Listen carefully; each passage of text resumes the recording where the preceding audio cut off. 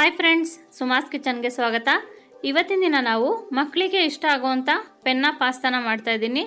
ಇದನ್ನು ಮಾಡೋದಕ್ಕೂ ಮುಂಚೆ ನಮ್ಮ ಚಾನಲ್ನ ಸಬ್ಸ್ಕ್ರೈಬ್ ಮಾಡ್ಕೊಳ್ಳಿ. ಸಬ್ಸ್ಕ್ರೈಬ್ ಮಾಡ್ಕೋಬೇಕು ಅಂದರೆ ಕೆಳಗಡೆ ಕಾಣ್ತಿರೋ ಸಬ್ಸ್ಕ್ರೈಬ್ ಬಟನ್ನ ಕ್ಲಿಕ್ ಮಾಡಿ, ಹಾಗೆ ಪಕ್ಕದಲ್ಲೇ ಕಾಣ್ತಾ ಇರೋ ಬೆಲ್ ಐಕನ್ನ ಪ್ರೆಸ್ ಮಾಡಿ. ನಾನು ಯಾವುದೇ ವಿಡಿಯೋ ಹಾಕಿದರೂ ನಿಮಗೂ ನೋಟಿಫಿಕೇಷನ್ ಅನ್ನೋದು ಬರ್ತಾ ಹೋಗುತ್ತೆ.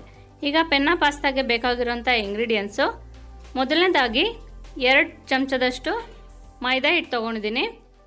ಹಾಗೆ 1/4 kg ಪೆನ್ನಾ ಪಾಸ್ತಾ ಇದೆ. ನೀವು ಬೇಕಾದರೆ ಜಾಸ್ತಿ ಹಾಕೋಬಹುದು. ನೀರು ಬೇಯಿಸ್ಕೊಳ್ಳೋದಕ್ಕೆ ಎಷ್ಟು ಬೇಕೋ ಅಷ್ಟು ನೋಡಿ ಹಾಕ್ಕೊಳ್ಳಿ.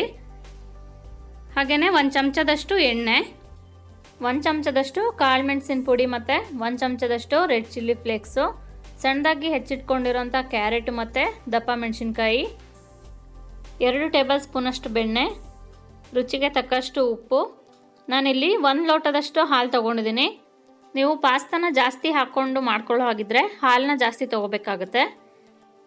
ಅಮೂಲ್ ಚೀಸ್ ಹಾಕ್ಕೋತಾ ಇದ್ದೀನಿ, ಸ್ವಲ್ಪ ಟೇಸ್ಟ್ ಚೆನ್ನಾಗಿರುತ್ತೆ ಅಂಥೇಳಿ. ಈಗ ಇದನ್ನು ಹೇಗೆ ಮಾಡೋದು ಅಂತೇಳಿ ನೋಡೋಣ. ಮೊದಲು ಒಂದು ಪಾತ್ರೆಗೆ ನೀರು ಹಾಕ್ಕೊಂಡು ಇದನ್ನು ಕುದಿಸ್ಕೋಬೇಕು. ನೀರು ಹಾಕ್ಕೊಂಡ್ಮೇಲೆ 1 ಚಮಚದಷ್ಟು ಎಣ್ಣೆ ಹಾಕ್ಕೋಬೇಕು. ಎಣ್ಣೆ ಆದಮೇಲೆ ರುಚಿಗೆ ತಕ್ಕಷ್ಟು ಉಪ್ಪು ಹಾಕ್ಕೋಬೇಕು. ಜಾಸ್ತಿ ಉಪ್ಪು ಹಾಕ್ಕೋಬೇಡಿ, ಯಾಕಂದರೆ ಆಮೇಲೆ ಕ್ರೀಮ್ಗೆ ಸ್ವಲ್ಪ ಉಪ್ಪು ಹಾಕ್ಕೋತೀವಿ, ಹಾಗಾಗಿ ಸ್ವಲ್ಪನೇ ಉಪ್ಪು ಹಾಕ್ಕೊಳ್ಳಿ.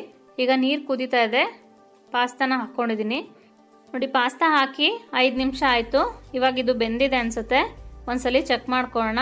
ಒಂದೇ ಒಂದು ಪಾಸ್ತಾನ ತೊಗೊಂಡು ಈ ಥರ ಕಟ್ ಮಾಡಿ ನೋಡಿದಾಗ ಅದು ಕಟ್ಟಾಯಿತು ಅಂತಂದರೆ ಪಾಸ್ತಾ ಬೆಂದಿದೆ ಅಂತೇಳಿ. ನೋಡಿ, ಇವಾಗ ಇದನ್ನು ಆಫ್ ಮಾಡ್ತಾ ಇದ್ದೀನಿ. ನೆಕ್ಸ್ಟ್ ಇದನ್ನು ಒಂದು ಪಟ್ಲಿಗೆ ತಕ್ಕೋತಾ ಇದ್ದೀನಿ. ಹಾಗೆ ಬಿಸಿನೀರಲ್ಲಿ ಬಿಡಬೇಡಿ, ತುಂಬಾ ಬೆಂದೋಗ್ಬಿಡುತ್ತೆ. ನೆಕ್ಸ್ಟ್ ಒಂದು ಬಾಣಲಿಗೆ ಬೆಣ್ಣೆ ಹಾಕ್ಕೋಬೇಕು. ಬೆಣ್ಣೆ ಕರಗಿದ ಮೇಲೆ ಕ್ಯಾಪ್ಸಿಕಮ್ ಮತ್ತು ಕ್ಯಾರೆಟ್ನ ಹಾಕ್ಕೋಬೇಕು. ಇದನ್ನು ಸ್ವಲ್ಪ ಫ್ರೈ ಮಾಡ್ಕೊಳ್ಳಿ ಚೆನ್ನಾಗಿ, ತುಂಬಾ ಬೇಯಿಸ್ಕೋಬೇಡಿ, ಸ್ವಲ್ಪ ಕ್ರಂಚಿ ಆಗಿರೋಗೆ ಬೇಯಿಸ್ಕೊಳ್ಳಿ. ಇದನ್ನು ಒಂದು ತಟ್ಟೆಗೆ ತಕ್ಕೊಂಡಿದ್ದೀನಿ ಇವಾಗ. ನೆಕ್ಸ್ಟು ಅದೇ ಬಾಣಲೆಗೆ ಬೆಣ್ಣೆ ಹಾಕ್ಕೊಂಡು ಇದಕ್ಕೆ 2 ಚಮಚದಷ್ಟು ಮೈದಾ ಹಿಟ್ಟು ಹಾಕ್ಕೋಬೇಕು. ಇದನ್ನು ಸ್ವಲ್ಪ ಚೆನ್ನಾಗಿ ಫ್ರೈ ಮಾಡ್ಕೊಳ್ಳಿ. ಫ್ರೈ ಮಾಡ್ಕೊಂಡ್ಮೇಲೆ ಇದು ಸ್ವಲ್ಪ ಗಟ್ಟಿಯಾಗುತ್ತೆ. ಗಟ್ಟಿಯಾದರೂ ಪರವಾಗಿಲ್ಲ, ಹಾಲು ಹಾಕ್ಕೊಂಡು ಇದನ್ನು ಚೆನ್ನಾಗಿ ಮಿಕ್ಸ್ ಮಾಡ್ಕೋಬೇಕು. ನಾನೀಗ 3/4 ಕಪ್ನಷ್ಟು ಹಾಲು ಹಾಕ್ತಾಯಿದ್ದೀನಿ. ಸ್ವಲ್ಪ ಹಾಗೆ ಇಟ್ಕೊಂಡಿದ್ದೀನಿ. ನೋಡಿ, ಈ ಥರ ಕ್ರೀಮಿ ಥರ ಬರುತ್ತೆ. ಈ ಥರ ಚೆನ್ನಾಗಾದ್ಮೇಲೆ ಗಂಟಿಲ್ದಂಗೆ ಕೈ ಆಡ್ಕೊಳ್ಳಿ. ಇದಾದಮೇಲೆ ಇನ್ನೊಂದು ಸ್ವಲ್ಪ ಹಾಲು ಉಳಿದಿತ್ತಲ್ಲ, ಅದನ್ನು ಮಿಕ್ಸ್ ಮಾಡ್ಕೊಂಬಿಟ್ಟು ಕೈ ಆಡ್ಕೋಬೇಕು. ಇದು ಸ್ವಲ್ಪ ಗಟ್ಟಿಯಾಗುತ್ತೆ. ಗಟ್ಟಿ ಆದಮೇಲೆ ಪೆಪ್ಪರ್ ಪೌಡ್ರ್ ಮತ್ತು ರೆಡ್ ಚಿಲ್ಲಿ ಫ್ಲೇಕ್ಸ್ನ ಇದಕ್ಕೆ ಹಾಕ್ಬಿಟ್ಟು ಮಿಕ್ಸ್ ಮಾಡ್ಕೋಬೇಕು. ಇದನ್ನು ಚೆನ್ನಾಗಿ ಒಂದ್ಸಲಿ ಮಿಕ್ಸ್ ಮಾಡ್ಕೊಳ್ಳಿ. ಮಿಕ್ಸ್ ಮಾಡಿದ್ಮೇಲೆ ನಾವು ಬೇಯಿಸ್ಕೊಂಡಿರ್ತೀವಲ್ಲ ತರಕಾರಿ, ಅದನ್ನು ಕೂಡ ಇದಕ್ಕೆ ಹಾಕ್ಕೋಬೇಕು.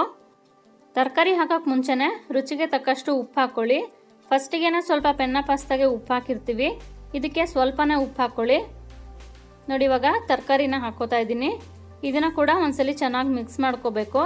ತುಂಬಾ ಗಟ್ಟಿ ಆಗಿಬಿಡುತ್ತೆ, ಸ್ವಲ್ಪ ಕೈ ಆಡ್ತಾ ಇರಿ. ಇದಾದಮೇಲೆ ಬೇಯಿಸ್ಕೊಂಡಿರ್ತೀವಲ್ಲ ಪಾಸ್ತಾ, ಅದನ್ನು ಕೂಡ ಇದಕ್ಕೆ ಹಾಕ್ಬಿಟ್ಟು ಮಿಕ್ಸ್ ಮಾಡಬೇಕು. ನೋಡಿ, ಇವಾಗ ಪೆನ್ನಾ ಪಾಸ್ತಾ ಆರಿದೆ. ಇವಾಗ ಇದನ್ನು ಹಾಕ್ಕೊತಾ ಇದ್ದೀನಿ. ಇದನ್ನು ನಿಧಾನವಾಗಿ ಕೈ ಆಡ್ಕೊ. ನೀವು ಪಾಸ್ತಾನ ತುಂಬಾ ಬೇಯಿಸಿದ್ದೆ ಆದರೆ ಇದಕ್ಕೆ ಹಾಕಿದ ತಕ್ಷಣ ಎಲ್ಲನೂ ಮೆತ್ತಗಾಗ್ಬಿಡುತ್ತೆ. ನೋಡಿ, ಇವಾಗ ಚೆನ್ನಾಗಿ ಬಂದಿದೆ. ನೋಡಿ, ಈ ಥರ ಕನ್ಸಿಸ್ಟೆನ್ಸಿ ಇರಬೇಕು ಕ್ರೀಮು.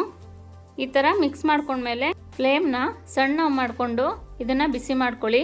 ಅದ್ರ ಜೊತೆಗೇ ಚೀಸ್ನ ತುರಿದ್ಬಿಟ್ಟು ಹಾಕಿ. ನೋಡಿ, ಇವಾಗ ನಾನು ಚೀಸ್ ಹಾಕ್ತಾಯಿದ್ದೀನಿ. ನಿಮ್ಗೆ ಚೀಸ್ ಜಾಸ್ತಿ ಇಷ್ಟ ಇದ್ದರೆ ಜಾಸ್ತಿ ಹಾಕೋಬೋದು. ಚೀಸ್ ಹಾಕಿದ್ಮೇಲೆ ಇದನ್ನು ಒಂದ್ಸಲಿ ಮಿಕ್ಸ್ ಮಾಡ್ಕೊಳ್ಳಿ.